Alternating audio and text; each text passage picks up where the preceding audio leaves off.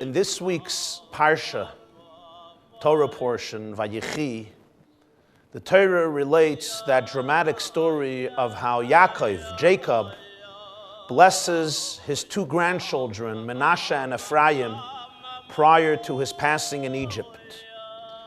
The father of these two children, the prime minister of Egypt, Yosef, Joseph, brings the two boys, Menashe and Ephraim, to his father, to their Zaydah, to their grandfather Jacob, to be blessed.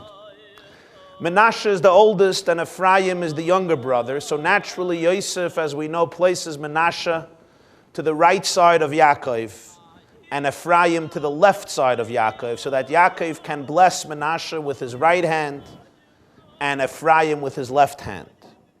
And then the Torah says Yaakov Avinu crosses his hands.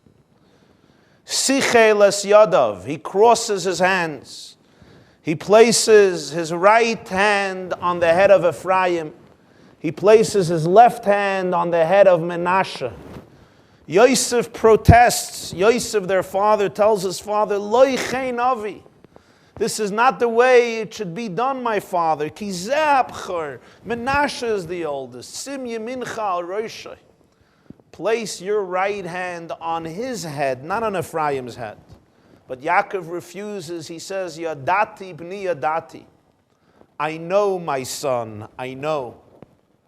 Menashe will be a great child. He will develop into a nation. He will become a great nation. Ulam achiv hakatin yigdal mimenu. But his younger brother will be even greater. And Yaakov blesses them that day with the famous words, B'cha yivarech Yisrael leimer. In you and with you, Israel, the nation of Israel shall be blessed. Telling each of their children, Yisimcha elikim ke'Ephraim v'chemenashe. May God designate you to become like Ephraim and Menashe. This shall become the standard blessing for the Jewish people. When a Jewish father or mother wants to bless his or her child, the version that is used till today is Yisimcha elikim ke'Ephraim v'chemenashe. May God designate you to be like Ephraim and Menashe, but he places Ephraim before Menashe. Ephraim gets the right hand of Yaakov, and Menashe gets the left hand of Yaakov. That's the story. Obviously, the story has many questions, discussed by the commentators throughout the generations. But today, we want to discuss a few of the questions. Number one, Yosef felt that the oldest boy, the oldest son, deserves to receive the right hand blessing.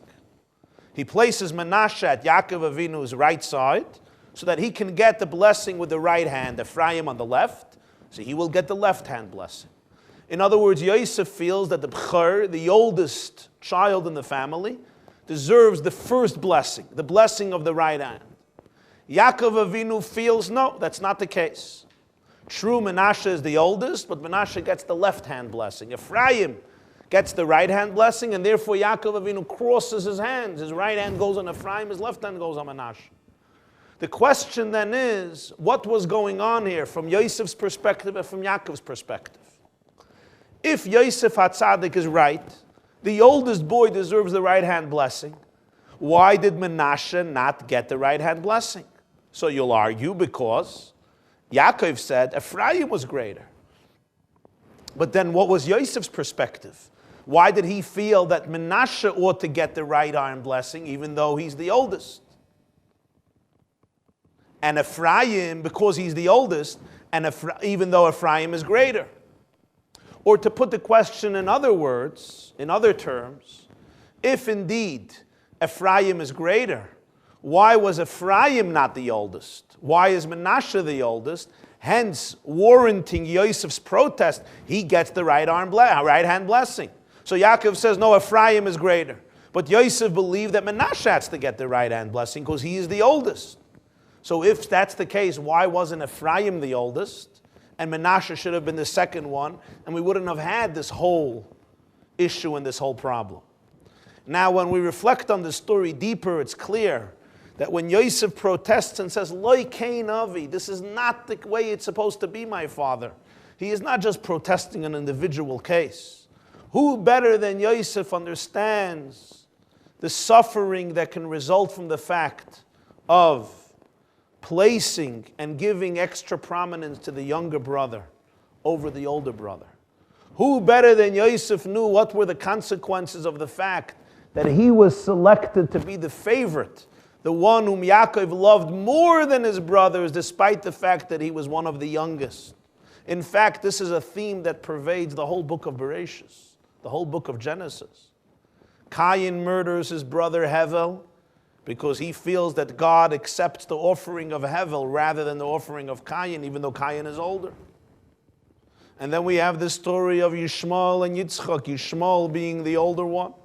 We have the story of Yaakov and Esav being the older one, and Yaakov purchasing the right of Bechira, the right of being the first son, and Esav resenting Yaakov to the point that he wants to kill him. And then we have the story and the drama of Yosef and his brothers, and suddenly here in Vayechi, it's repeating itself. Yaakov once again is choosing Ephraim over Menashe. Yosef says, no. And Yaakov says, Yadati ibni yadati, twice. I know, my son, I know. I know everything you're thinking. I know everything that's transpiring in your heart. I know, my son, I know. And yet Ephraim deserves the blessing that comes from my right hand, not Menashe. Obviously, the point Yaakov is saying is that Ephraim needs a particular blessing. Menashe requires a different type of blessing. And yet, Yosef obviously knew who his two sons were, but he felt Menashe is the oldest one needs this blessing. Yaakov says no. So why then is Ephraim not the oldest? Why is Menashe the oldest? Why do we need this drama, this crossing of the hands, this difficult exchange between Yaakov and Yosef? Which means that there is the Yosef perspective, there's the Yaakov perspective. Menashe must be the oldest boy, warranting him from Yosef's perspective, the first blessing coming from the right hand, and yet Yaakov says Ephraim is the youngest, but he will get the right hand blessing. What is the reason for this? Let's preface this with the nature of Yaakov's blessings to these children, something unique.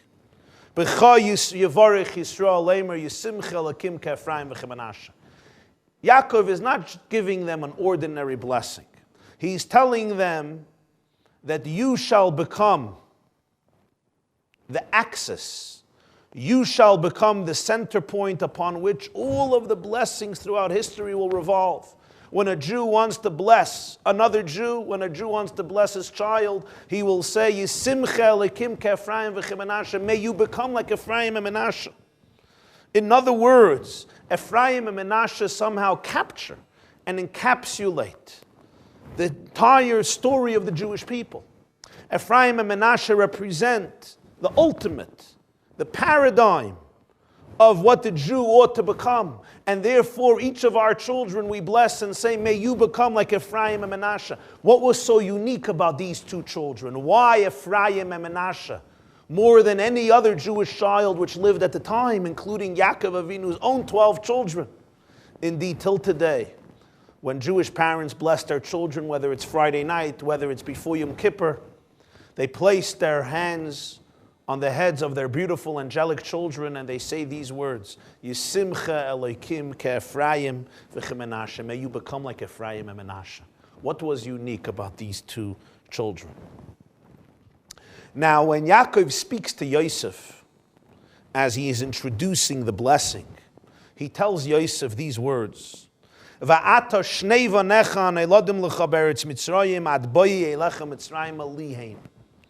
Your two children who were born to you in the land of Egypt, before I came to you to Egypt, they are mine. Ephraim and Manasseh ki Reuven v'Shimon yiyuli. Ephraim and Manasseh shall become from me like Reuven and Shimon. Reuven and Shimon are, of course, the two oldest first sons of Yaakov himself, born from his wife Leah, born from Leah. So Yaakov tells Yosef, the two children that you had before I came to Egypt, because Manasseh and Ephraim were born in Egypt before Yaakov and his family came to Egypt. They were born after Yosef married Asnas, as the Torah says in Parshas Miketz, Asnas, the daughter of Potipharah. And they had two children together, Manasseh and Ephraim. These children were born years before Yaakov would be reunited with his long-lost son. Yaakov says, these two children are mine. They are considered like one of the 12 tribes of Israel. They are like Reuven and Shimon. They're not just grandchildren like many other grandchildren. They are like children themselves. Indeed, we count Ephraim and Manasseh in the list of the 12 tribes. Because of these words of Yaakov Avinu, as Rashi explains it on these words in Parshas Vayechi. And the question is, what is the meaning of this statement of Yaakov Avinu? He keeps on emphasizing, these two sons, which were born to you in the land of Egypt, ad boyi elecha Mitzrayim, before I came to Egypt, they are mine. Somehow the fact that they were born in Egypt, prior to Yaakov Avinu's arrival to Egypt, placed them into another category.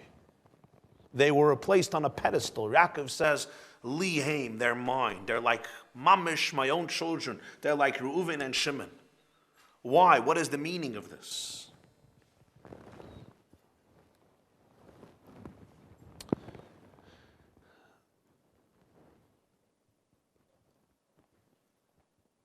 I'm going to share with you an explanation of the Lubavitcher Rebbe on this episode, on this story.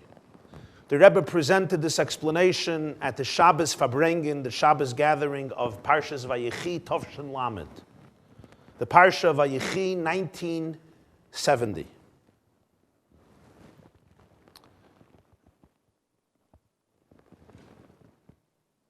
To understand this story, we have to understand who Ephraim and Manasseh were.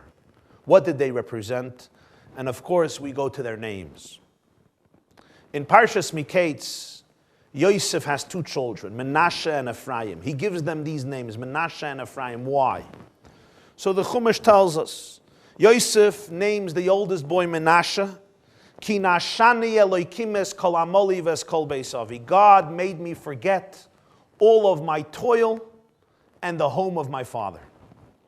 The second boy he names Ephraim, Ki Hifrani Elokim be'eretz ani. God made me fruitful in the land of my poverty. Manasseh means forgetfulness. I have forgotten. I have moved away. A certain reality has been taken from me. I forgot about it. God made me forget all of my toil, the home of my father.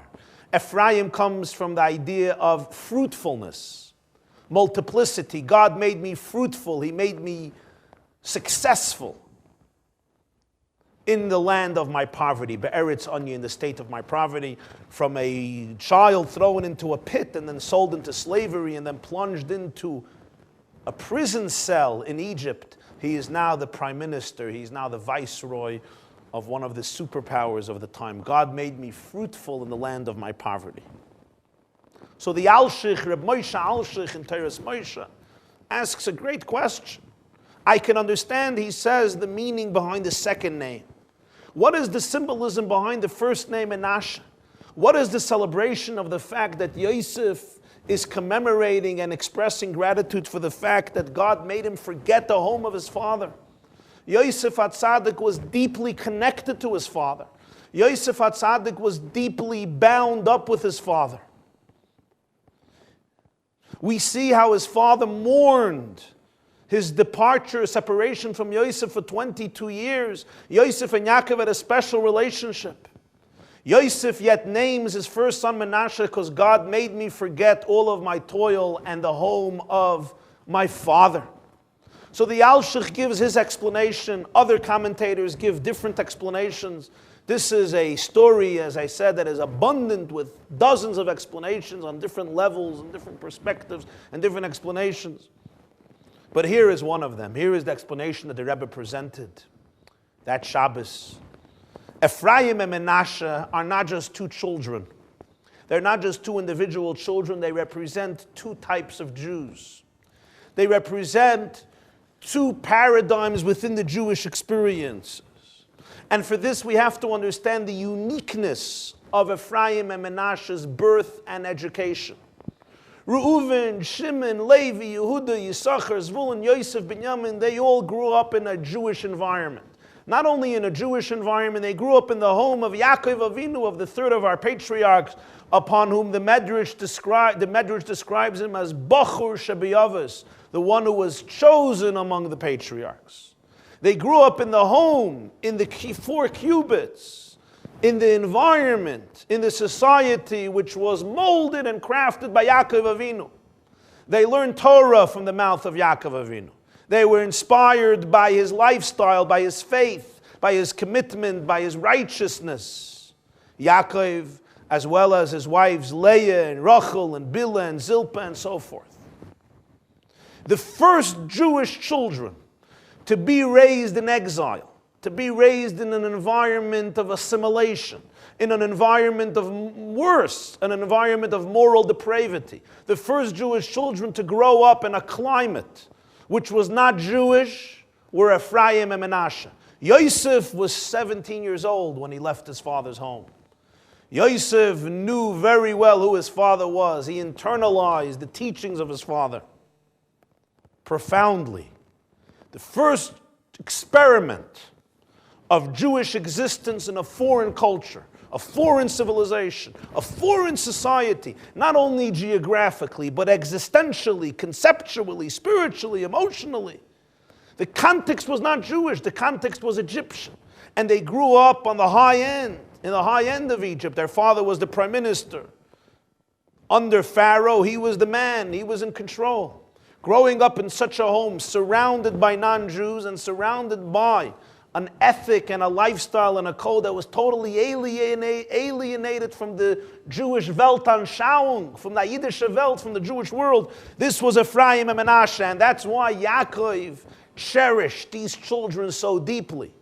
These children, he says to Yosef, who were born in Egypt before I came there, before Egypt was transformed into another shtetl, before Yaakov and Yehuda had a yeshiva, which we discussed in the previous class of Ayigash, the yeshiva that Yehuda built, before Goshen became another shtibel where Jews lived and learned and davened and prayed and meditated and fabringed and socialized and created an environment of Jewishness before I came to Egypt. These children who were raised and were now Jews internally and externally. This was a great achievement. This was a revolutionary achievement. These two children would set the course. They would show the path of how Jews throughout the next few millennia, through thick and thin, sometimes in circumstances of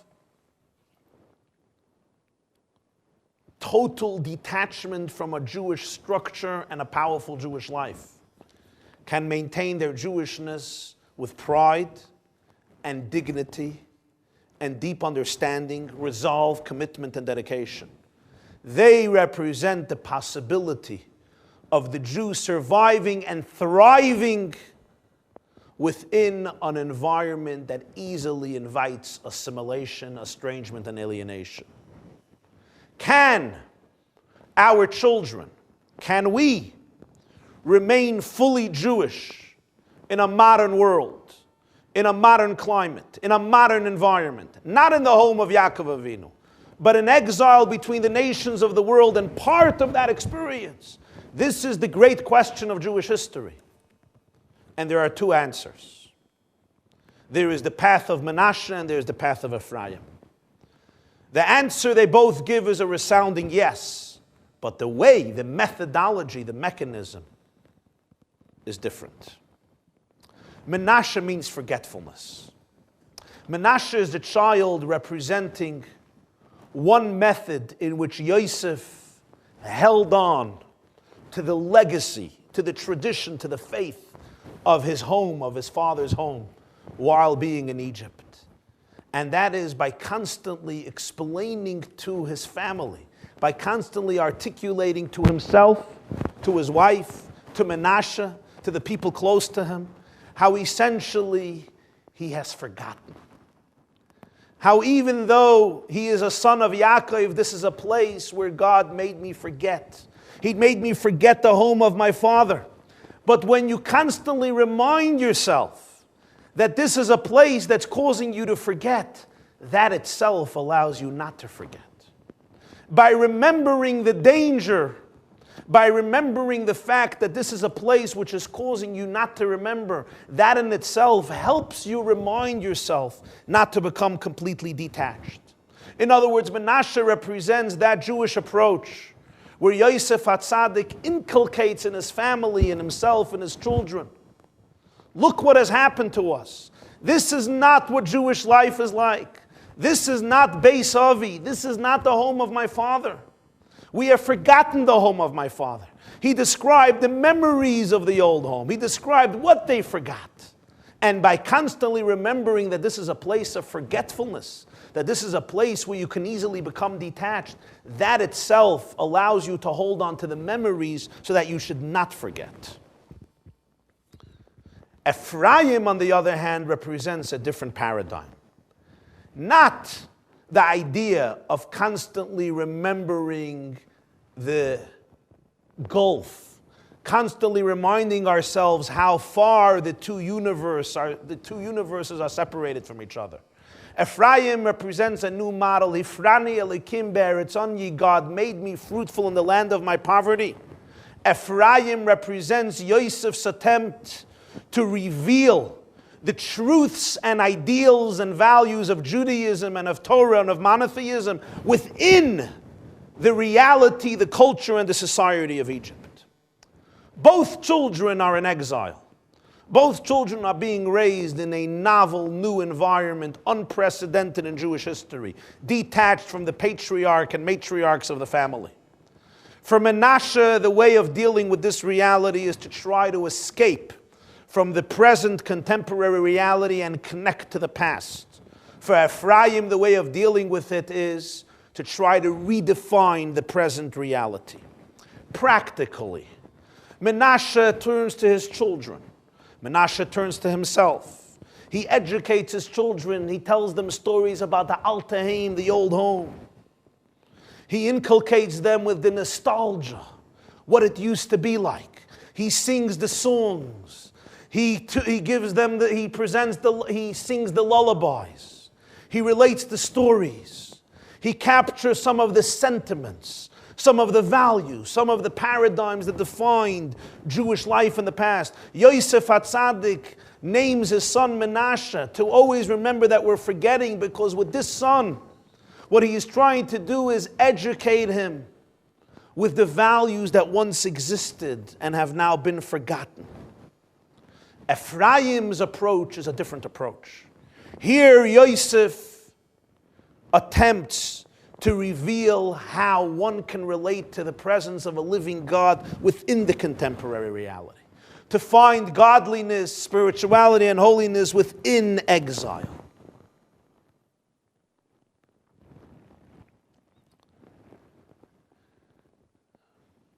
Which approach is more effective? Which approach is superior? Is one approach superior? Which one works? The Menashe is the oldest. Menashe comes first. You cannot begin the process of Ephraim if you don't have Menashe. But once you have the process of Menashe, now you can advance and progress to Ephraim. Menashe must come first, but Ephraim represents something deeper and greater. There are two great advantages that exist in the path, in the philosophy of Ephraim versus Menashe. Number one, the path of Menashe works effectively for the child who remembers, or for the child who could be moved by memories, for the child who can be touched by what happened in the past, for a child who can be affected emotionally and psychologically and existentially by a life that is not here, but he or she can remember and connect to and re-experience. This child is then infused with something of the past that has been forgotten. But sometimes there's a youth, there's a child who doesn't even relate to the past. As Rashi puts it, "V'hoya ki yisholcha vincha mocher," when your child will ask you tomorrow. So Rashi says in Parshas Boy, "Yesh mocher shu achshav v'yesh mocher shu la'achar zman." When I say tomorrow, there's a tomorrow that comes now, tomorrow.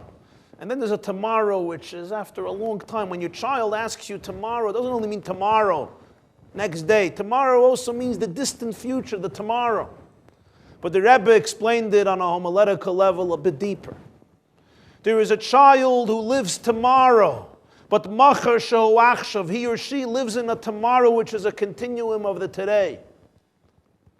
There is a tomorrow which is a continuation of the today. Our children represent our future, but it's a future that is a continuation of the present. These are children who are interested in the past and they want to continue that path. There's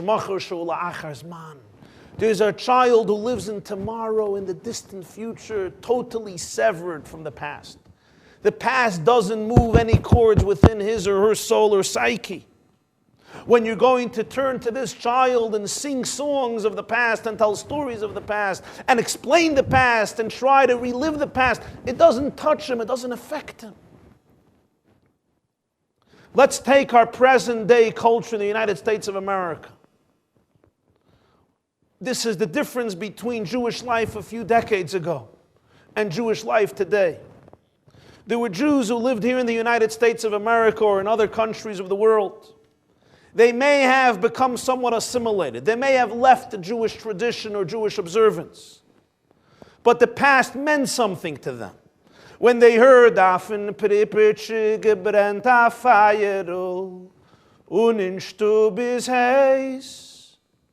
tears would stream down from their eyes. They can read the Yiddish language. In fact, many of the great Yiddish writers were people who came from the shtetl, who lived in the shtetl, who were infused with the spirit of the shtetl. Then they chose to leave it. But they still wrote about it. They remembered it. They spoke about it. And it brought back memories, and people can relate to it. In that sense, Jewish culture, Yiddish culture was alive and well. They may have embraced some of it. They may have rejected some of it. They may have rejected a lot of it. But it can speak to them. They can understand it. They can relate to it. Then there is a new generation. They don't know the language. They don't understand the lifestyle. They're totally alienated from the very paradigms, from the very values that define their lives.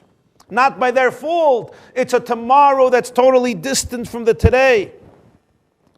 If Judaism is going to have only the Menashe paradigm, which means the power of Judaism is nostalgia, memories, tradition. This is the way it was. It can speak sometimes to the child, to the boy or the girl who remembers, or at least cares to remember. But what about the child growing up who doesn't have any memories? And if you try to share those memories don't mean anything. Can you still inspire this child? This is the value of Ephraim approach. Yosef understood that for Judaism to survive and thrive in Egypt, it's not just enough to tell his children, "Oi, look how much we have forgotten. Look at the difference. How do you compare? Look at this world. Look at the Alte Welt. Let me tell you what real Jews were like. Let me tell you what a real Yid was. Let me tell you how Yidden used to daven, how they used to say Amin Yeshmei Rabbi, how they used to come to shul, how they used to give charity, how they used to celebrate Shabbos. Let me tell you about Saturday night. There was no Saturday night. Let me tell you about Mitzvah Shabbos in the shtetl. Let me tell you how they milked their cows. Let me tell you what Rosh Hashanah, Yom Kippur, Sukkot, Pesach, Hanukkah looked like. Let me describe to you what the Beis Medrash looked like at night.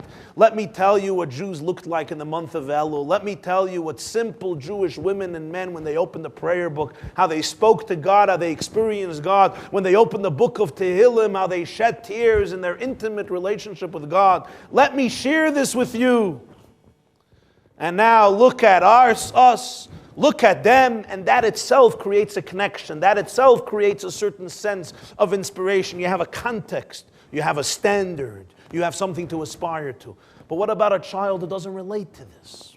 So Yosef understands that if Judaism is going to survive in Egypt, you must embrace ultimately a second model. Hifrani Elokim Be'eretz Ani. It can't only be based on nostalgia of reminding the past.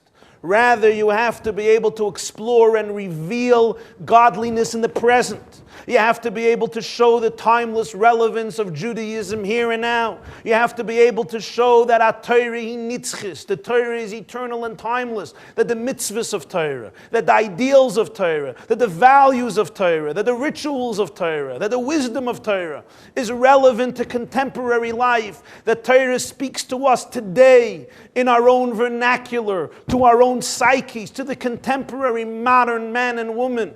That Torah helps you suck the marrow out of your own life in your present condition. That Torah contains the infinite, timeless truths that can help you love better, love deeper. That can help you live a more meaningful, inspired, wholesome life of deeper integrity, morality, and ethics.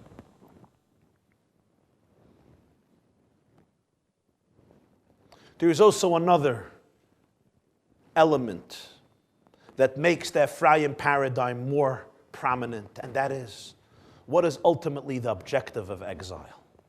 What is ultimately the purpose why God allowed for the Jewish people and Judaism to travel the world and to become subjected to forces and trends that can pull them away? It's not just that they should hold on strong and remember. There's a deeper objective. The objective is, as the Pasuk says in Koheles and Ecclesiastes, Yisru na'or mitoich hachoshech, to transform darkness into light. To show the darkness, to show the light within the darkness, to reveal the sparks of holiness within the earthy reality, to reveal the unity of God within a fragmented society and within the exiled individual and exiled society. To create an Ephraim, you need to invest much more energy. Ephraim requires much more strength, much more inspiration, because he does not escape the present to connect and hold on to the past.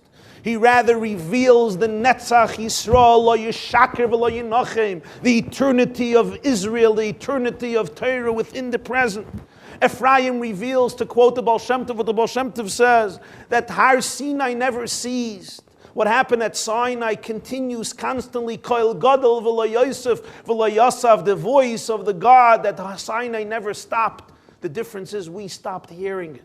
To be able to reveal the Sinai here and now. To be able to show that Torah is alive in the present day reality. To be able to speak that language. That's revolutionary. That's novel. It's also dangerous. It's difficult. It's a challenging task. If you don't know what you're doing, you don't know what you're doing. If you don't know what you're doing, you can actually become detrimental. Yosef has somebody who serves as an interpreter. Hamelitz beinoisam, the Shvatim spoke in Hebrew, Yosef spoke Egyptian. Who translated? Hamelitz. It was Menashe. Hamelitz beinoisam, Rashi says from the Medrash, it was Menashe. Menashe was fluent in the language. Menashe spoke the old language. Ephraim represents a different world. Ephraim represents the ability to take Judaism and redress it in a new language, but without losing its soul, its essence, its truth.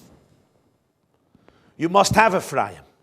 And Ephraim represents a deeper objective to reveal the light here and now, not just to escape to another reality.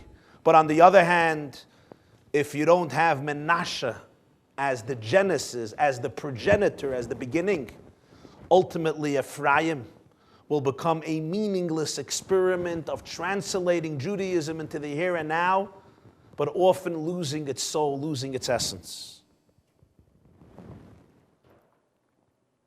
This explains the story. The oldest son must be Menashe. Because if you want to succeed with Ephraim, you first have to have Menashe. You have to be attached to history. You have to have a sense of the past. You have to know what a Jew was. You have to understand Jewish experiences. You have to know what Jews went through. You have to relate to that world of Menashe. Nashani elikim es kol amoli ves kol beisavi.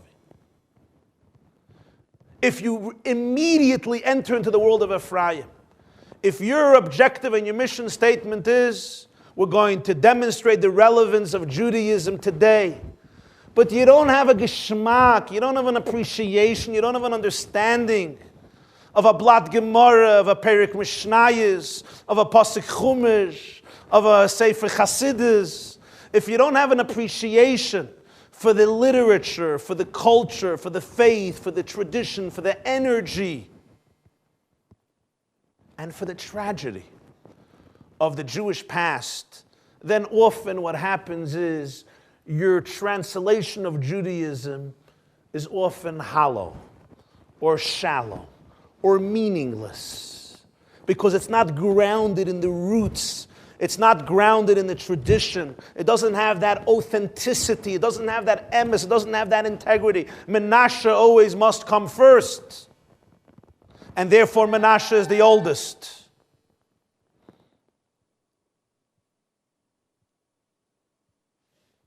Menashe must come first, and therefore Menashe is the oldest. And yet Yaakov Avinu says Menashe is the oldest. But Ephraim needs a special blessing. Ephraim needs a special dose of energy.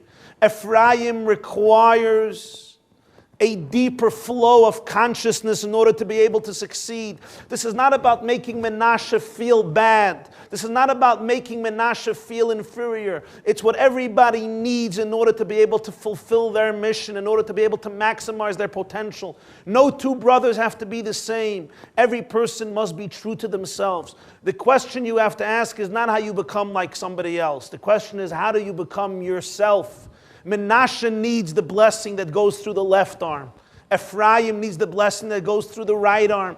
Menashe represents Sur Meira, staying away from evil, not letting modernity of Egypt to overtake you, to remain sheltered, to remain connected. Menashe comes through the left arm, representing Gvura, discipline, strength. Ephraim represents Asay Toiv, transforming the negativity into positivity, redefining the light as a catalyst, the darkness as a catalyst for light.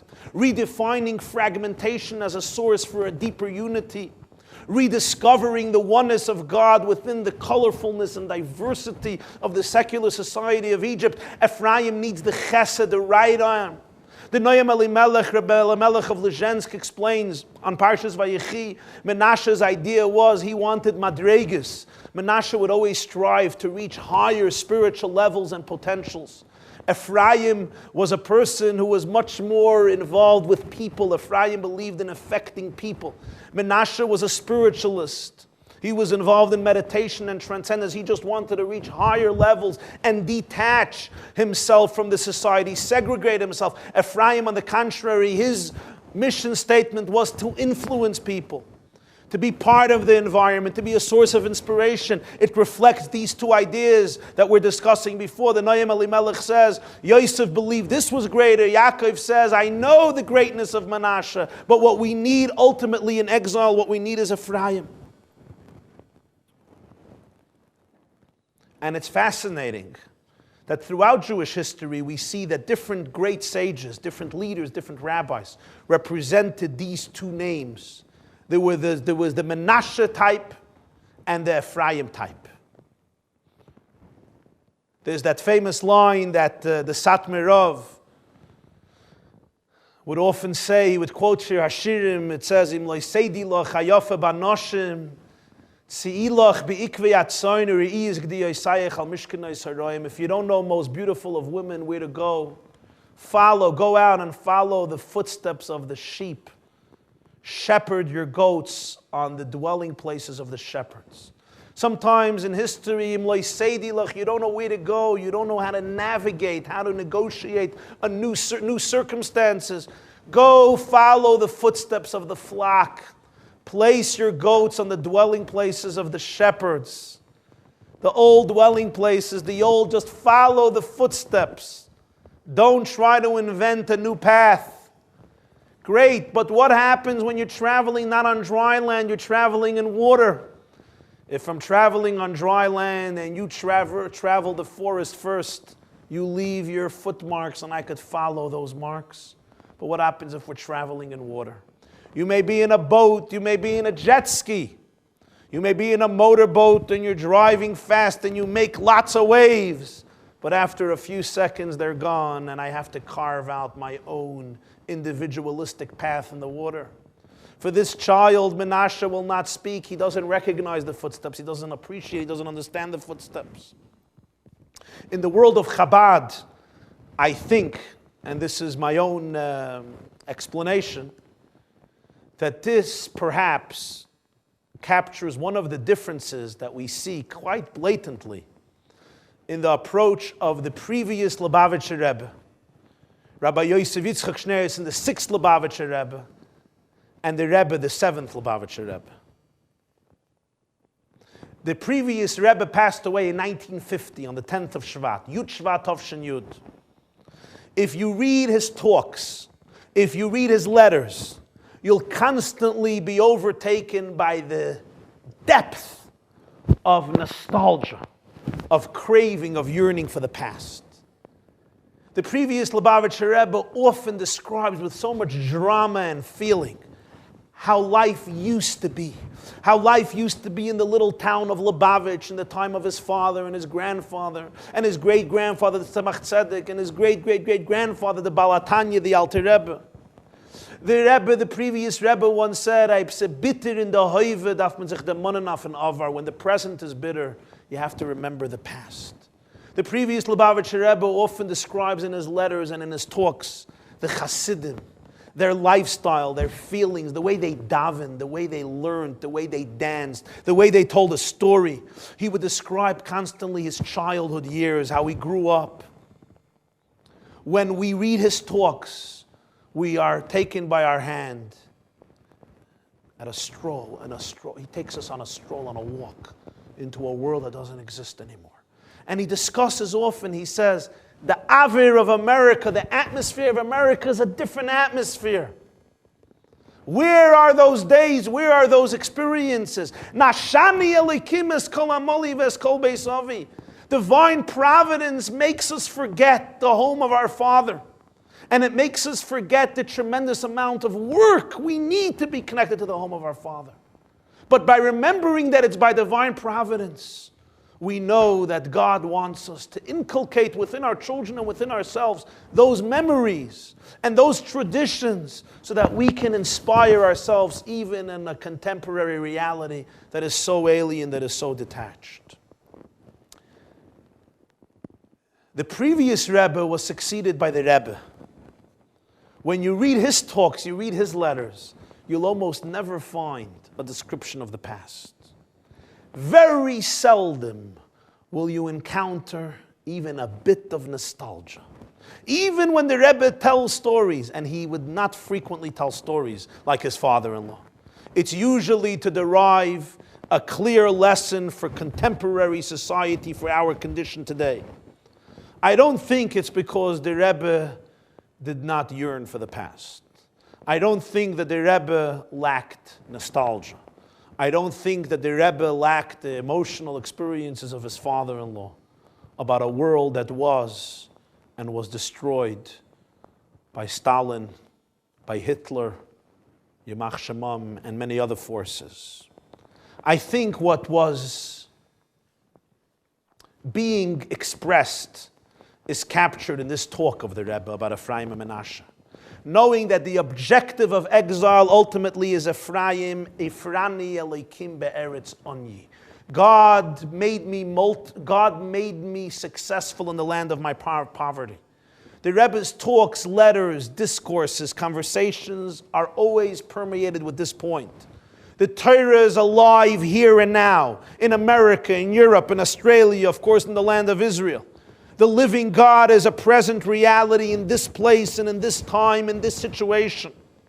Democracy should not inculcate us with a fear and a sense that Judaism cannot succeed. On the contrary, as he once put it in a letter, the fact that people can choose their own life in a democratic society allows them to become deeper Jews, allows them to experience Judaism in an unprecedented way because it's coming internally.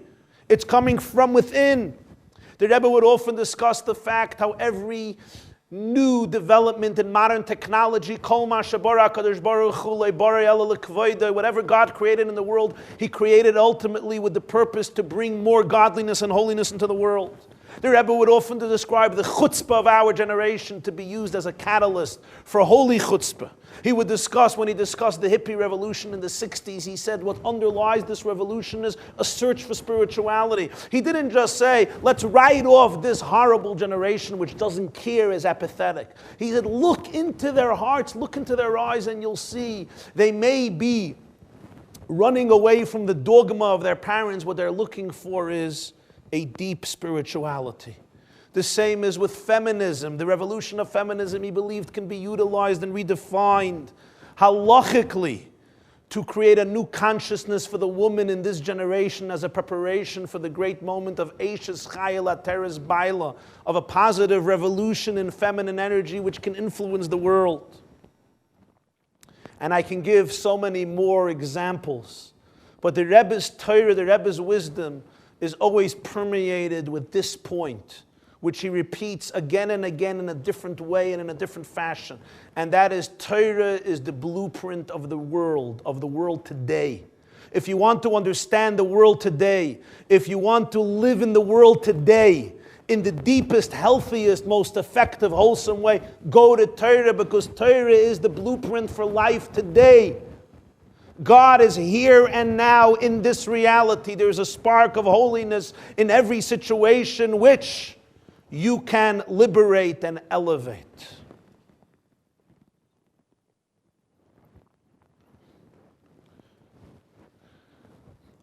One of the historians who wrote a lot about Hasidus writes in one of his books the following story. Whether it's true or it's legend is irrelevant. I want to bring out the point.